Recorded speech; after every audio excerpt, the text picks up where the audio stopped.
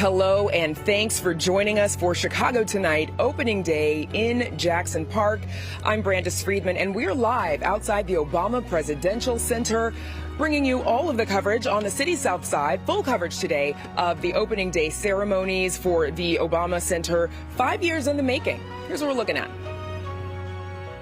And it was here, in this city, a city of broad shoulders, that I found what I was looking for. A star-studded opening ceremony in Jackson Park today with President Obama paying heartfelt homage to his life in the city of Chicago.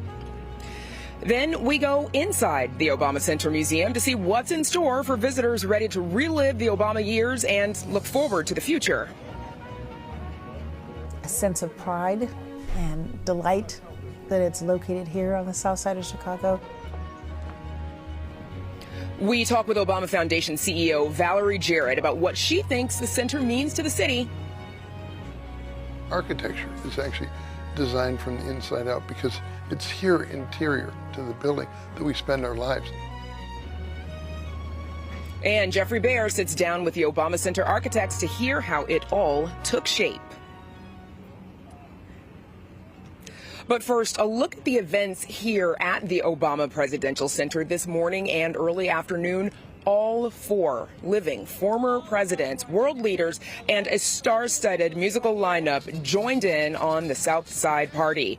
Performers included The Roots, Christina Aguilera, Stevie Wonder, and Bruce Springsteen, and Chicago's own Jennifer Hudson and Common.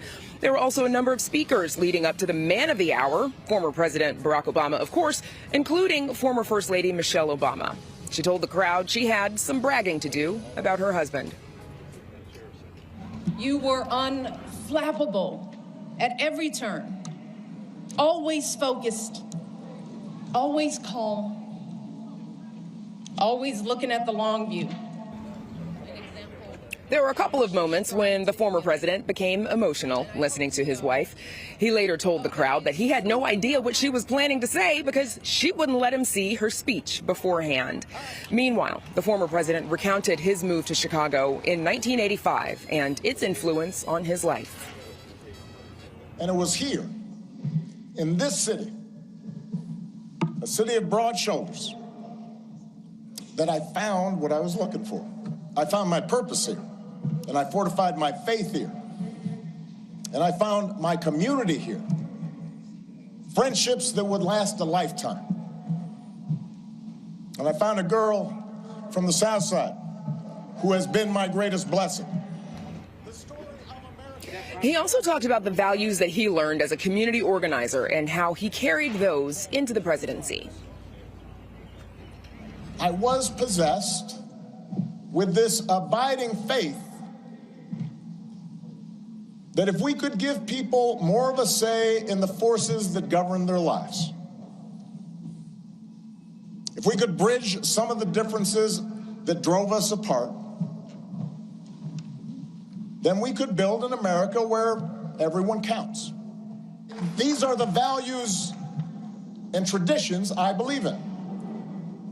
And they are not Republican or Democratic values. They're American values we can all share, regardless of party.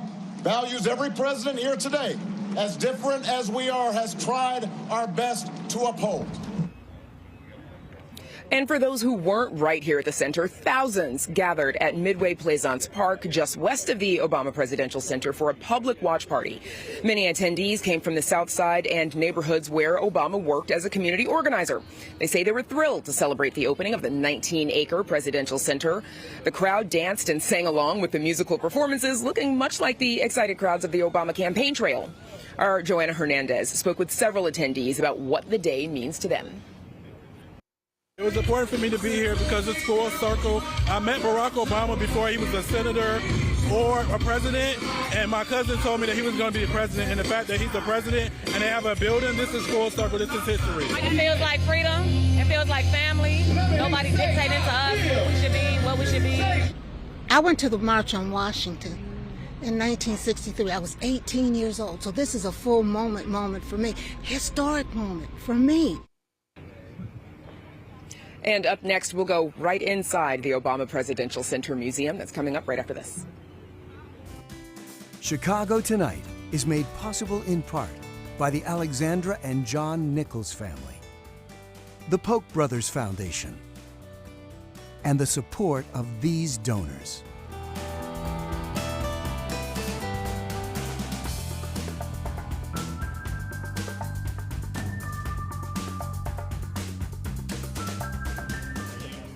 Now, there's been lots of talk about the exterior design of the museum, and we're going to get to that in just a few minutes, of course, but it's also what's on the inside that counts, right? So far, only a handful of people have gotten to see the exhibits, the artifacts, the installations that are inside the Obama Presidential Center Museum, and now that includes you too.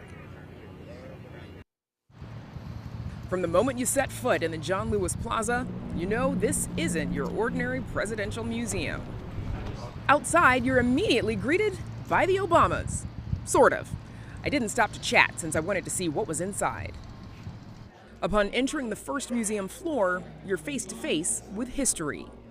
President Obama really wanted to ensure that the story that we told was embedded in a nuanced contextual history, that we were lifting up and illustrating the idea of on whose shoulders we stand. Museum Director Louise Bernard says creating this experience with the Obamas was a journey. People are coming to the museum and they begin their journey kind of rooted in this historical storytelling. Storytelling tracing from the Declaration of Independence to women's suffrage to workers' rights and beyond. Progress is never linear, it zigs and it zags, there's the push and the pull. After the first floor, the museum has a laser focus on the Obamas. Each floor capturing a moment in time. Some heavier, like the aftermath of the Great Recession and the journey to pass the Affordable Care Act. And some that are sure to be crowd favorites. On level 4, the People's House, about the life of the Obama White House, we have a full-scale replica of the Obama Oval Office. And on level 4, you can also see some of Michelle Obama's iconic dresses. You see how she's transformative in terms of her connection to fashion and style, engaging with a wide range of diverse designers. Whether fashion, politics, or miniature moments from their White House years, you get a flavor of their time at 1600 Pennsylvania, according to Michael Strout-Manis, the Obama Foundation's Chief Corporate Affairs Officer. This place really gives people an opportunity who weren't around then to go back in time and experience what that moment was like. I found it inspiring. I think our visitors are going to find that inspiring too. This is a place where you can be comfortable, right? You can touch it, you can feel it. He says he wants the center to feel like an extension of the community. Come have fun, play in the playground, shoot some hoops, have a picnic. I think it's wonderful because now the young adults and the young kids will have the opportunity to be able to come to a place that can be familiar to them, something they can relate to. I also want people to ask themselves at some point, like, well, what's my role in all of this? It's about democracy, it's about civic engagement, and that is a participatory sport. As we both walked in, we were both like welling up with tears and just had smiles plastered on our faces, like feeling inspired in a moment where we could really use it. All the videos that they had, it brought tears to my eyes. I remember those days when I was so proud to be an American. I think it gives us hope. It reminds us we have the ability to really change things, use our voices, and actually create the change that we want. They did a good job. Looks like it's supposed to. While the entire OPC team says they're proud of what they've created, they acknowledge there are some things that are missing. The one thing I wish that was in this library is that tan suit. I think a tan suit was cool. Good afternoon, everybody. Unfortunately, the word is he gave it away. So we've got a picture of it, but the tan suit itself, somebody out there has got it. Thank you very much. Thank you, guys. Now, Michael Strout-Manis says that the museum is still taking donations, so if anyone out there happens to know where that tan suit is, give them a call, okay? Up next, one-on-one with Obama Foundation CEO Valerie Jarrett. Reflecting the people and perspectives that make up our communities, this story is part of Chicago Tonight, Black Voices.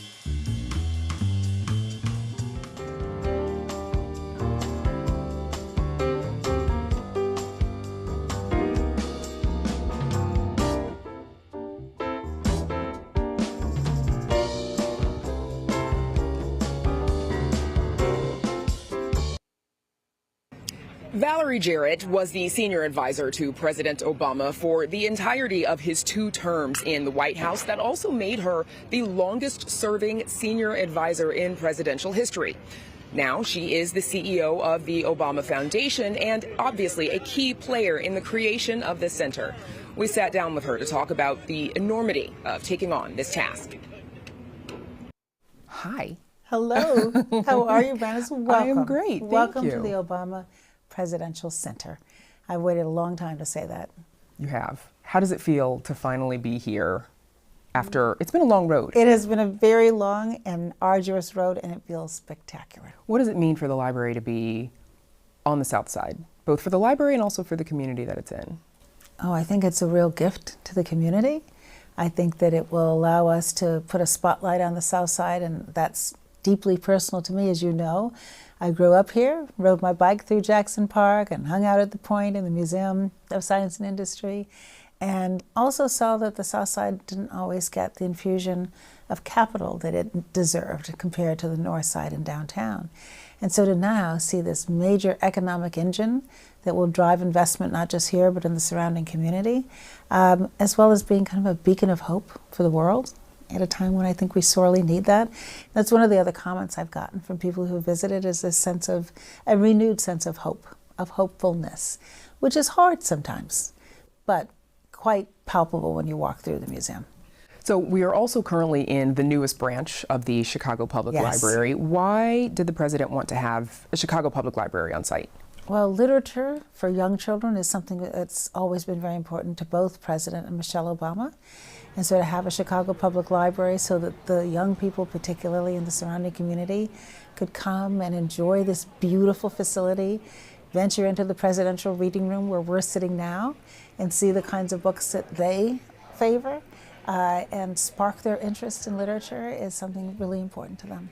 So to be clear, presidential libraries, of course, they typically house the paper, the archives from the president's term. You all decided to digitize them so that they are accessible everywhere and leave that paper actually in the National Archives, correct? So President Obama is the first digital president, and we have the capability to digitize now, and that's not something that was available to former presidents. And so he wanted to not take up all that space with paper. And in fact, this library is where the original location of the paper was going to go before we decided to invest in the digitization. And so, yes, the original papers will be held elsewhere, but everybody, whether you come here or you live on the other side of the world, will be able to go online soon and see all of his papers. And so we've then been able to put this space to a better use. Okay, so speaking of spaces across the campus, there's the Forum next door. There's cafe, auditorium, media suite, home court with the NBA regulation size basketball courts and event spaces, the fruit and vegetable garden. You mentioned the playground and what will be, it's the Great Lawn right now where folks can sled in the winter. 28 commissioned art installations. Do you think you left anything out?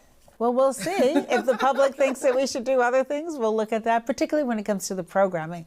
How we use this space is going to be something that changes over time. And I look forward, for example, to movies on the Great Lawn and watching activities with our young people and getting them engaged not just in sports, but in good sportsmanship and learning to open their eyes to things that they never thought about before. I often say it's hard to be what you can't see. Well, you come here and you're going to be able to see infinite possibilities. And already the young people who've come through, I saw a couple of boys going into the Oval Office and sitting behind the desk and just imagining that they would be president, something that may not have occurred to them but for that visit to the Oval Office. I'm sure that you are very familiar with and maybe attached to lots of different exhibits and pieces of the campus, but are there any that are particularly personal or remind you of any particular memory or memories of your time with the Obamas? Well, they're all very personal. Since I was there for all 8 years, you can believe that. But I will say one that I think says a lot about his presidency is called 10 Letters a Day. So every day during the 8 years President Obama was in office, his correspondence team selected 10 letters of the nearly 40,000 that he received every single day. And so they looked for a representative sampling of those letters and would send up 10. to his home. And so in the evening when he was working, he would take a break and he would read the letters and respond to them, handwritten notes back. And then next to the 10 letters, and we have 10 letters that are framed, is a video with a narration of people reading the letters and him responding to the letters at the end. And it was his way of staying in touch with the American people. And sometimes being president can be isolating if you let it. And we did a lot of different efforts to engage people and bring them into the White House so he could hear the stories of the American people. But throughout, to just get those 10 letters every single day. And believe me, some of them are very complimentary, some of them are not. Some of them are people who changed their mind based on events, and some of them were people who had very strong opinions and wanted to express them to him. So, as we've discussed, getting here took a while. There's pushback from the community over concerns around gentrification, pushing out longtime residents. Just recently, a report from the Illinois Answers Project showed that a number of the initiatives that the city included in its anti-displacement ordinance for Woodlawn residents, they either weren't properly managed or funded, thus yielding little protection, right? So the median sale price for a single-family home has ballooned up 4.6 times the price it was 10 years ago when the library was announced. Was there more that the foundation could have done, do you think, with the city or with the community? Look, I think we did our part really well. Number one, designing it, designing the campus, talking to the community and hearing what they wanted to see present here, reaching out to make sure that contractors from the community did the work.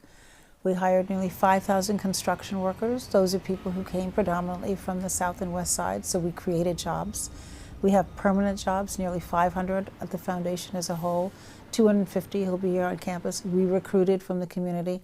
So as an economic engine, the $850 million that we spent and the people who worked to create this campus, whose names will be on a wall, a worker wall that we have created here at the center, that's our part in doing what we can do. We work closely with the aldermen. We work closely with Emerald South, a terrific organization that's working on planning ways in which we can market from here for the shops and restaurants in the surrounding community. We're going to work closely with the Museum of Science and Industry to market together. We want people to not just come and visit our campus. We want them to see all of the jewels on the south side of Chicago.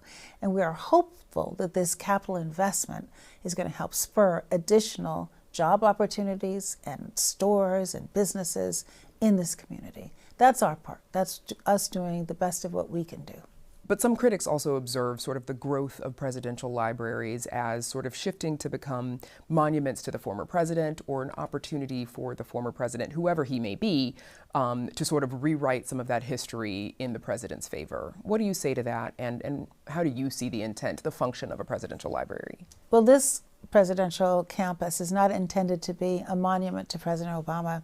It begins with the people upon whose shoulders he stands, with our Declaration of Independence, the suffrage movement, slavery, Reconstruction, civil rights movement, all of the different efforts by ordinary people to bring about change that made his presidency possible.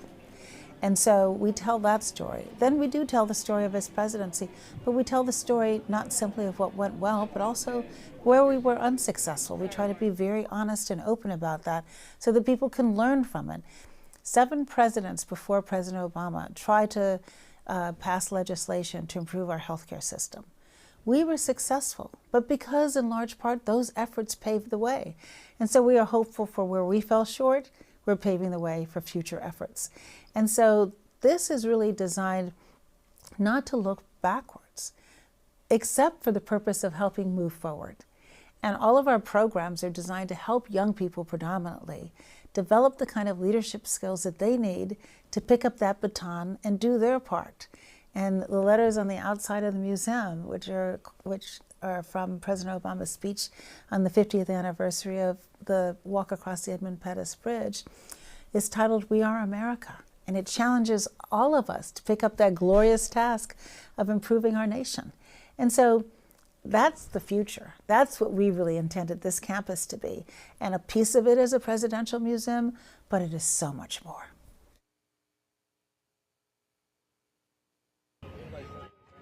And up next, Obama Center architects speak with our own Jeffrey Bear about their vision for this new South Side destination.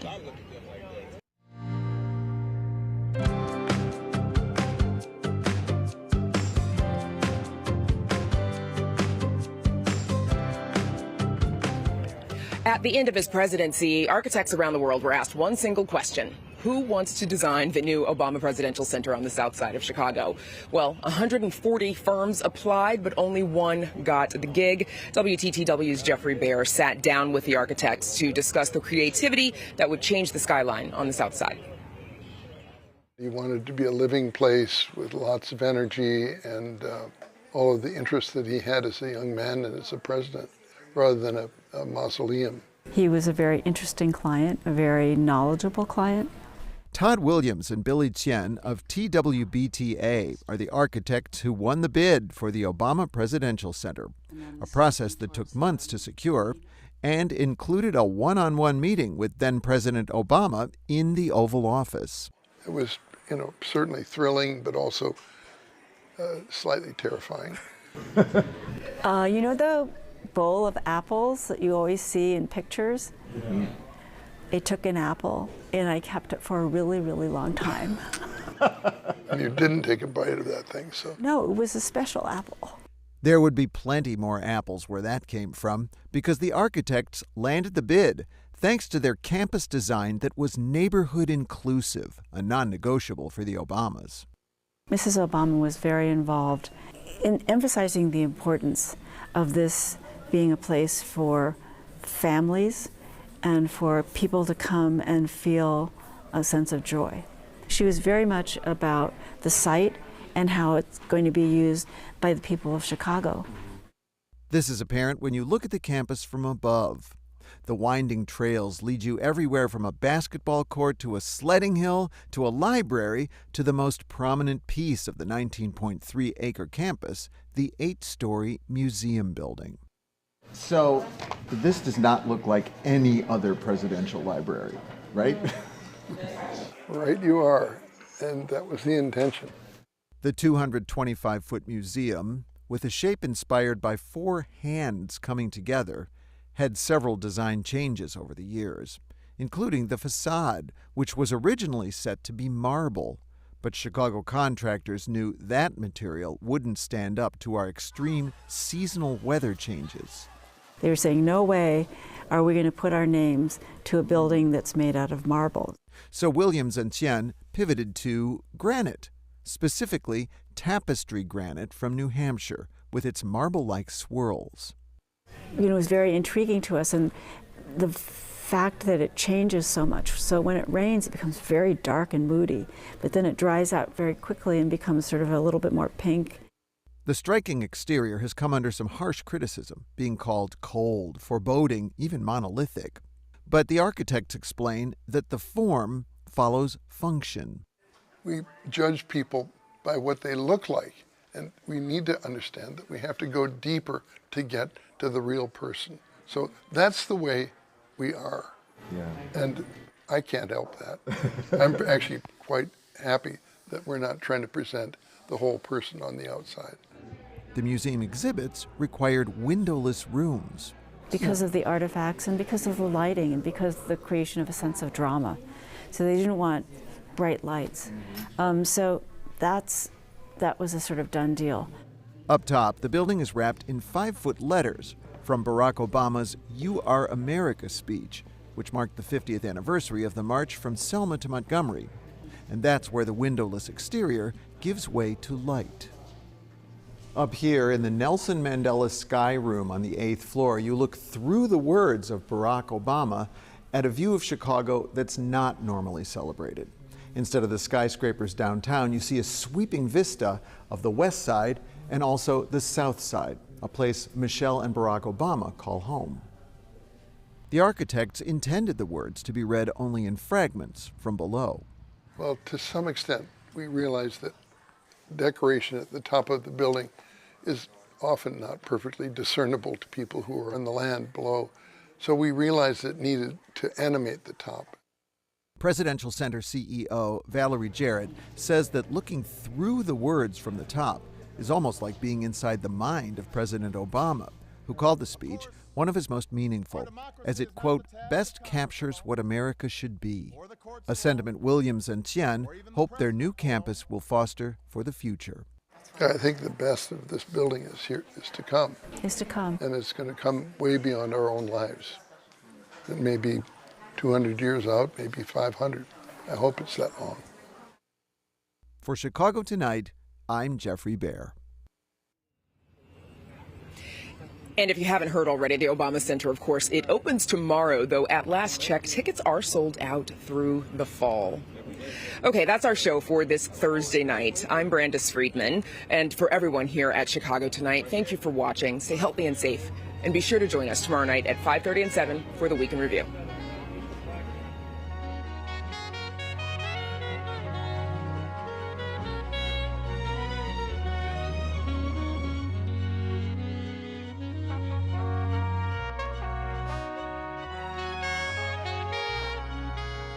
Closed captioning is made possible by Robert A. Clifford and Clifford Law Offices, a Chicago personal injury and wrongful death firm that serves the needs of clients in the Chicago area and throughout the nation.